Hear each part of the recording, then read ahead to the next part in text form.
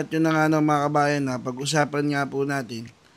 Ito pong tirada po, banat po ni Mayor Magalong dito nga po kay Saldico at kay Martin Romualdez. Ito po, basahin po natin mga kabayan Romualdez at Saldico dapat makulong ayon kay Mayor Magalong. Naniniwala si Baguio City Mayor at dating Independent Commission for Infrastructure Special Advisor Benjamin Magalong na dapat makulong sina dating House Speaker Martin Romualdez at resigned Congressman Saldico sa halip na gawing state witness sa mga anomalya sa flood control projects. Ayon kay Mayor Magalong, dapat maranasan ng dalawa ang tunay na hirap ng pagkakakulong sa ordinaryong city jail at hindi dapat bigyan ng anumang espesyal na pagtrato. Dapat silang makulong, dapat sa ordinaryong city jail sila para maramdaman nila kung gaano kahirap makulong, ayon nga dito kay Mayor Magalong. Sa panayam ng Newswatch PH, iginiit ni Magalong na ang batas ay dapat pantay sa lahat at kung layunin ng gobyerno na linisin ang katiwalian, kailangang maramdaman ng publiko na walang sinasanto kahit pa ito ay makapangyarihang politiko. So yun nga mga kabayan, tama naman po si Mayor Magalong mga kabayan, na hindi dahil sa ikaw ay House Speaker at pinsan mo si Bongbong Marcos na Pangulo ngayon ng ating bansa, special yung treatment sa'yo. Dapat doon ka sa city jail. Dapat doon ka matulog doon sa alam niyo yun napabalita na patong-patong nga matulog.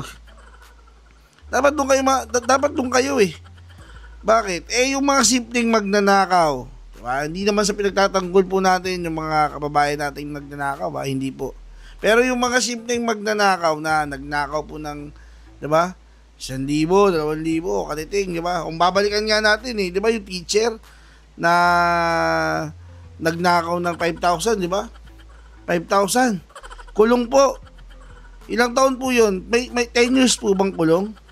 Grabe po, samantalang itong mga to, di ba? Hindi makulong-kulong. Kaya nga po ako naniniwala ako sa sinasabi ni Mayor Magalong na itong dalawang to, ito si Saldico at si Tambaluslos, Romualdez, dapat makulong talaga. Kasi kung hindi po dahil sa kanila mga kabayan, di sana hindi po bumaba sa bansa natin. Sasabihin naman niya, kasalanan po nila malakas ang ulan. Hindi po kasalanan ni Romualdez at Saldico kung bakit malakas ang ulan. Kasalanan po nila, kinatkong po nila yung pera ng taong bayan. Kaya hindi po nagawa yung mga flood control projects. Di po ba? Yun po ay umamin na nga po, di ba, ang mga Diskaya at Sergeant Zuteka ba yun? Gutesa, di ba? Umamin na po si Sergeant Gutesa at tinuturo nga po niya itong dalawang kulugong to na, di ba, bagbag ng mga puro bag ng pera.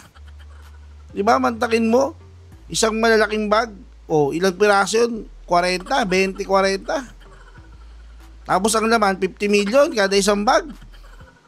Ko po. Diba, hindi ba ito kinikilabutan itong mga to? Kaya ako, naniniwala ako na dapat makulong to talaga itong mga to. At sa ibang balita naman po mga kabayan, kinastigo po ni Senator Robin Padilla, ito po ang administrator ng NIA o yung National Irrigation, mga kabayan. Mantakin mo, yung isang tauhan po nila, napatay, mga kabayan, sa panahon ngayon napatay.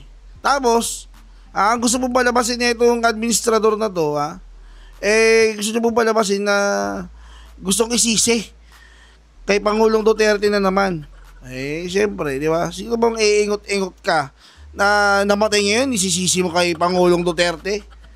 Hindi po pumayag si Senator Robin Padilla. Kaya nasoplak po niya yung administrador ng NIA. Ito po mga kabayan, panuorin po natin yung ulat patungkol nga po dyan. Senator Robin, pasok po.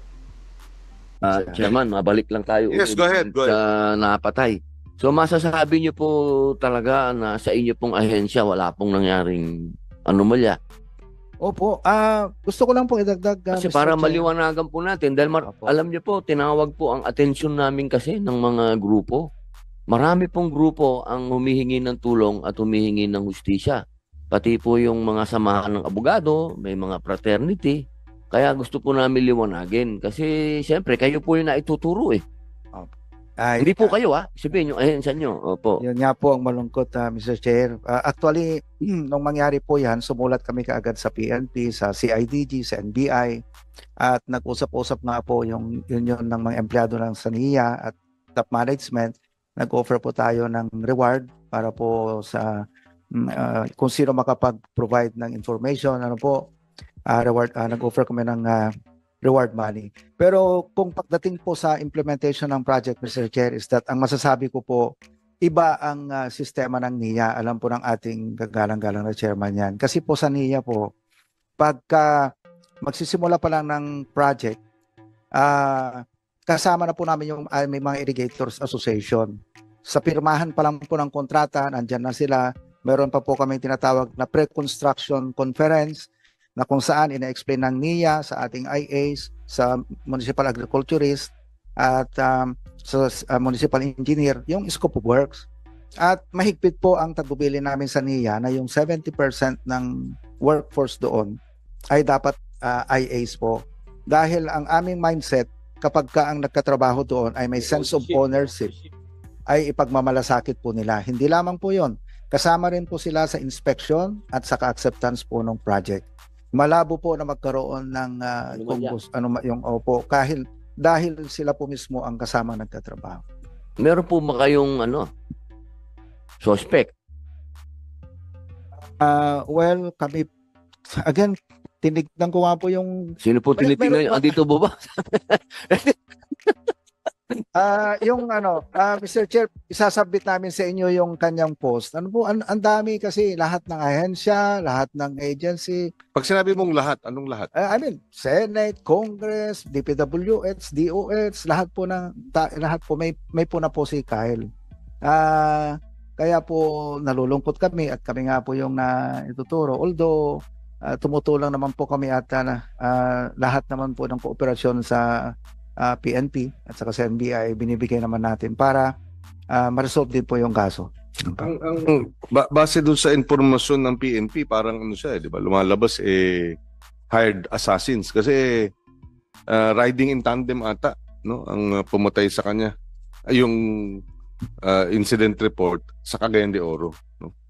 So, well, kung ganun nga, di ibig sabihin merong nasa likod na talagang tiniyak na yun. May nagbayad para gawin ito. In other words, meron talaga siyang kabangga, no? Kaya nga yun ang tinatanong natin. At isa sa mga news reports, yun na nga, corruption sa NIA ang posibleng anggulo. No, kaya nga nais nating ma-clarify ito. Mr. Chair, gusto ko pong ulitin na yung kanyang tinutukoy ng mga projects ay projects ng previous administration. Sila ang nagpundo, sila ang nagpabid. Natapos nga sa previous administration, kaya nga bakit naman kami masasaktan? Kami naman po ay nag-imbestiga. Napatay sa administrasyon mo eh. Huwag mo na ituro yung dating administrasyon. Hindi, lumang tugtugin na yan. What we mean, sir, is that sino ba yung taga Mindanao na mo dito? Region 10. Region 10. Diba? What is your name, sir? Hello po, Mr. Chair. Larry Pranada po.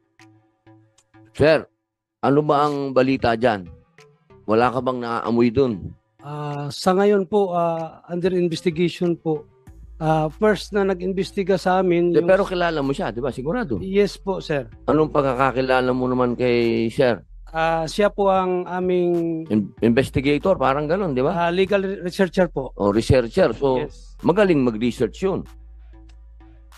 Di ba, Sir?